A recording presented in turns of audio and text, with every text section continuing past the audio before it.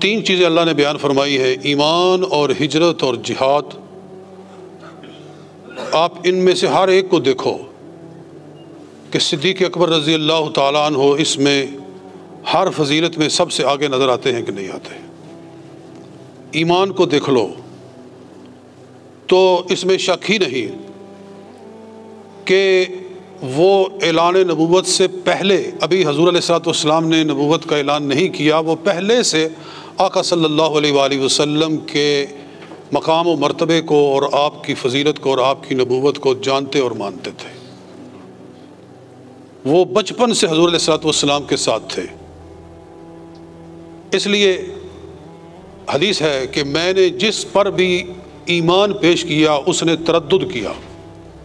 میں نے جس پر بھی دعوت پیش کی اس نے تردد کیا، اس نے دلیل مانگی،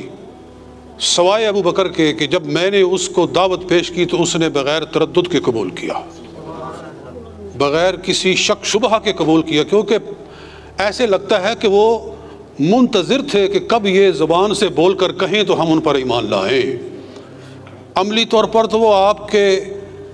معجزات کو دیکھ دیکھ کر یقین کر ہی چکے تھے۔ حضور علیہ الصلوۃ والسلام نے خود ہی 40 سال کے بعد اعلان نبوت فرمایا ہے، وگرنہ آپ کے نبی ہونے کی کیفیت تو اس سے پہلے ہی نظر آ رہی تھی کہ جس شان کے یہ ہیں، یہ شان تو انبیاء ہی کی ہو سکتی ہے۔ اور پھر یہ دیکھو کہ ان کا ایمان سارے مکے والوں کے ایمان لانے کا سبب بن گیا۔ ابو بکر صدیق کا ایمان اتنا وزنی تھا کہ ان کا ایمان لانا سب لوگوں کے لیے ایمان لانے کا باعث بن گیا، کیونکہ ایسی مضبوط گواہی رسول اللہ کے حق میں آئی ابو بکر صدیق کی شکل میں کہ اس سے مضبوط گواہی کوئی ہو نہیں سکتی تھی۔ کیونکہ حضرت علی رضی اللہ تعالیٰ عنہ پہلے ایمان لانے والوں میں سے ہیں، لیکن وہ بچے ہیں، ان کی عمر اس وقت 9 سال 10 سال، اس سے زیادہ نہیں ہو سکتی جب حضور اعلان نبوت فرماتے ہیں، اور وہ گھر میں رہتے تھے، وہ گھر کے پالے ہوئے تھے، سرکار نے ہی ان کو پالا پوسا تھا، وہ رسول اللہ کی گود میں کھیل کر جوان ہوئے تھے۔ یہ ان کی کوئی چھوٹی فضیلت ہے، مگر بات یہ ہے کہ گھر کا بچہ اگر گواہی دے تو وہ لوگوں کے واسطے کوئی بڑی چیز نہیں ہوتی، کہ ٹھیک ہے نا، پالا ہوا ہے، گھر کا بچہ ہے،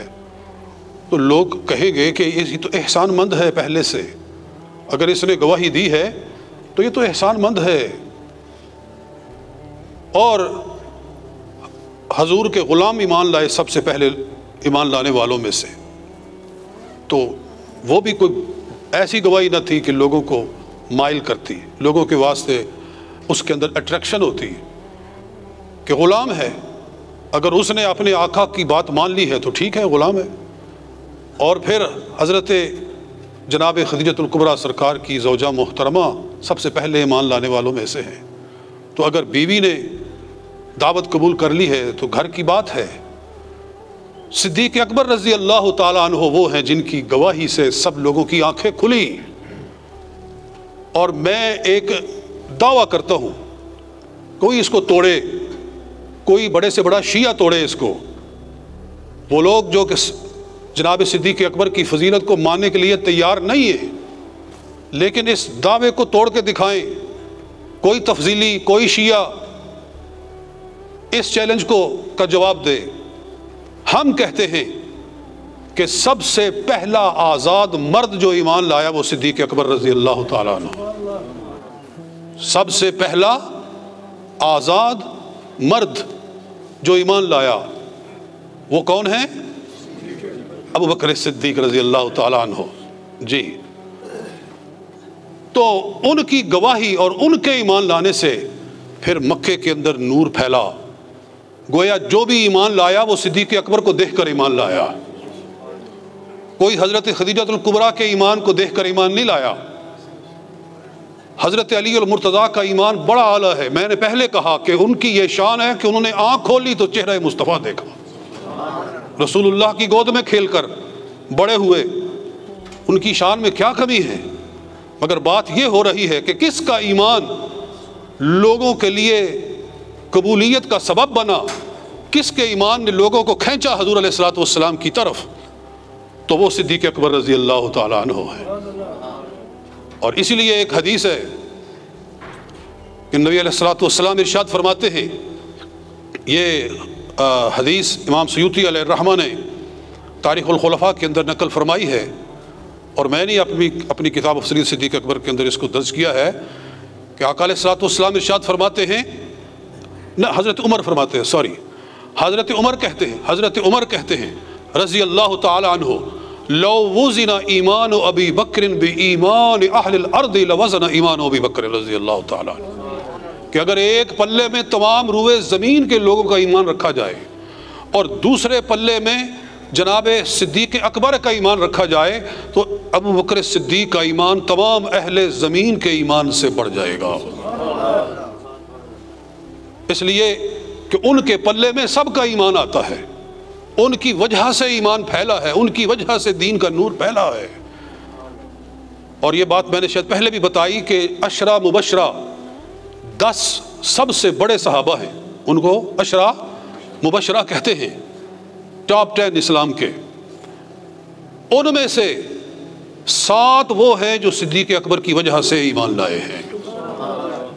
ابو بکر صدیق کی دعوت سے ایمان لائے۔ 3 کو نکال دو، خود صدیق اکبر کو نکال دو، وہ بھی ان میں ہیں، جناب حیدر کرار ہیں، ان کو نکال دو، اور فاروق اعظم ہیں، عمر فاروق ہیں، ان کو نکال دو۔ باقی جو 7 ہیں، حضرت عثمان غنی سمیت جناب عثمان غنی، حضرت طلحہ، حضرت زبیر، حضرت سعد، حضرت سعید، حضرت عبد الرحمن بن عوف اور ابو عبیدہ بن جراح، یہ ٹاپ 10 ہیں اسلام کے، یہ سارے کے سارے صدیق اکبر کی دعوت پر اسلام قبول کر کے دائرہ اسلام میں آئے جی۔ اس لیے جناب صدیق اکبر کا ایمان سب سے اعلیٰ ہے، صدیق کا ایمان سب سے اعلیٰ ہے۔ اور یہ بات میں نے شاید پہلے بھی کہی کہ ایک بندہ دعویٰ کرتا ہے کہ یہ شے میری ہے، اور اس کی گواہی اس کی بیوی دے، اس کا غلام دے، اس کے گھر کا پالا ہوا بیٹا دے، اور ایک آزاد مرد دے، تو ان چاروں میں سے کس کی گواہی سب سے وزنی ہے؟ جی اس آزاد مرد کی گواہی سب سے وزنی ہے نا، تو ماننا پڑے گا کہ صدیق اکبر رضی اللہ تعالیٰ عنہ جیسی کسی کی گواہی نہیں ہے، ان جیسا کسی کا ایمان نہیں ہے، یہ ایمان کی بات ہے۔ اور نمبر 2، اس آیت میں رب نے فرمایا کہ جنہوں نے ہجرت کی، وہ جنہوں نے ہجرت کی، ہجرت کو لے لو تو ہجرت کے اندر بھی صدیق اکبر کا مقام سب سے بلند ہے۔ کسی نے باپ کے ساتھ ہجرت کی، کسی نے بھائی کے ساتھ ہجرت کی، کسی نے کسی رشتہ دار کے ساتھ ہجرت کی، اور صدیق وہ ہے جس نے محمد مصطفیٰ کے ساتھ ہجرت کی۔ کسی کی ہجرت قرآن میں مذکور نہیں ہے، کسی کی ہجرت کا بیان قرآن میں نہیں ہے، قرآن میں خود رب العالمین نے کسی کی ہجرت بیان فرمائی ہے تو صدیق اکبر کی بیان فرمائی ہے۔ رب العالمین ارشاد فرماتا ہے الا تنصروه فقد نصرہ اللہ اذ اخرجہ الذین کفروا ثانی اثنین اذ ہما فی الغار اذ یقول لصاحبہ لا تحزن ان اللہ معنا، کہ اگر تم میرے نبی کی مدد نہیں کرو گے، غزوہ تبوک پر اللہ تعالیٰ سب کو جھنجھوڑ کر فرما رہا ہے مسلمانوں کو کہ نکلو جہاد کے لیے، کسی کو پیچھے رہنے کی اجازت نہیں تھی۔ غزوہ تبوک میں اللہ نے اتنی آیتیں نازل فرمائی، فرمایا آج اگر تم میرے نبی کی مدد نہیں کرو گے، حالانکہ سب تیار تھے، پھر بھی اللہ تعالیٰ نے جھنجھوڑا، آج تم اگر مدد نہیں کرو گے فقد نصرہ اللہ، تو اللہ نے اپنے نبی کی اس وقت مدد کی تھی اذ اخرجہ الذین کفروا، جب کافروں نے ان کو مکہ سے نکلنے پر مجبور کیا تھا، ثانی اثنین، ان کے ساتھ کوئی نہیں تھا سوائے ابو بکر صدیق کے، یعنی اللہ نے ایک بندے کے ذریعے مدد کی تھی اور وہ صدیق اکبر تھے۔ ثانی اثنین، 2 میں سے دوسرے تھے، اذ ہما فی الغار، جب دونوں غار میں تھے، اذ یقول لصاحبہ لا تحزن ان اللہ معنا، جب وہ اپنے ساتھی سے فرما رہے تھے، میرا نبی اپنے ساتھی سے کہہ رہا تھا لا تحزن ان اللہ معنا، کہ ڈر نہیں، اللہ ہمارے ساتھ ہے، رب ہمارے ساتھ ہے۔ تو دوستو ابو بکر صدیق رضی اللہ تعالیٰ عنہ کی قربانیوں سے کون انکار کر سکتا ہے؟ اس ہجرت کے ہی واقعہ کو لے لے کہ اس غار تک پہنچنا کوئی آسان بات نہیں.